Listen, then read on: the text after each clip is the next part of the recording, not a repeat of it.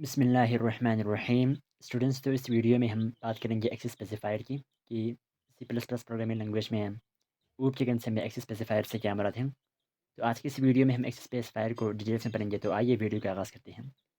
सबसे पहले हम बात करते हैं कि एक्सेस स्पेसिफायर से क्या मुराद है। The commands that are use to specify the access level of the class member are known as access specifier. Access specifier से मुराद वो कमांड होता है जिसके ज़रिए हम एक्सेस मेंबर की एक्सेस लेवल को हम डिफ़ाइन कर लेते हैं कि क्लास में इस्तेमाल होने वाले किसी भी मेंबर की एक्सेस लेवल कहाँ तक है, हम एक्सेस स्पेसिफायर के थ्रू बता सकते हैं।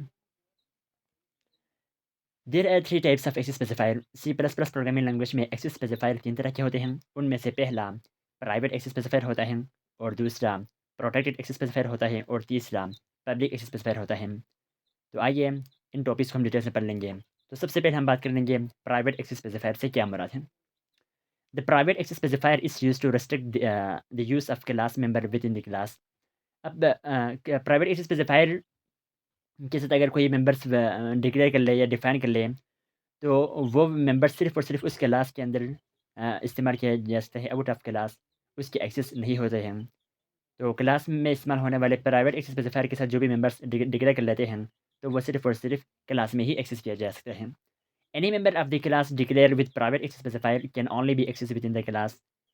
प्राइवेट एक्सेस स्पेसिफायर के साथ कोई भी क्लास के मेंबर डिक्लेयर कर लेते हैं, तो वो सिर्फ और सिर्फ वो क्लास में ही एक्सेस किया जा सकता है। आउट ऑफ क्लास से वो एक्सेसिबल नहीं होते हैं।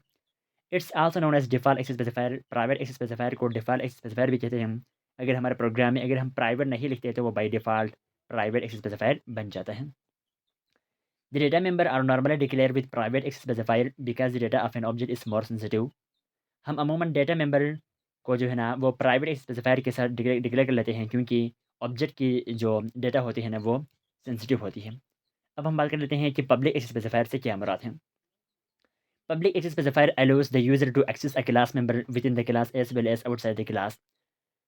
कोई भी क्लास के मेंबर पब्लिक स्पेसिफायर के साथ डिक्लेयर किया हुआ हो, तो वो तो यूज़र क्लास के अंदर से भी उस मेंबर को एक्सेस कर सकता है, और आउट ऑफ क्लास से भी उस मेंबर को एक्सेस कर सकते हैं।